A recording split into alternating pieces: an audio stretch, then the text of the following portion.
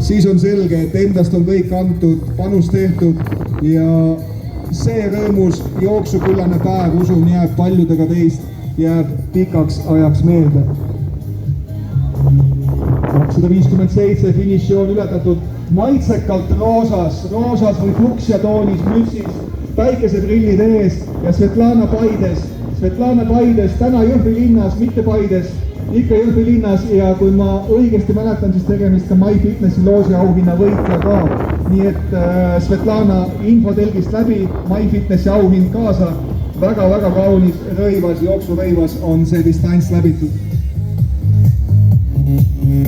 No väga õige, näete, Anna Mäu fotoraam läks käiku, kasutage head sõbrad, postitage pilte, teema viide juurde, sinilille jooks Anna Mäu, selle jaoks on see loodud, pidulikud termokeebid veel peale, et külm ei hakkaks hõlma ja jagagem julgelt sotsiaalmeedia. Живая? Молодец!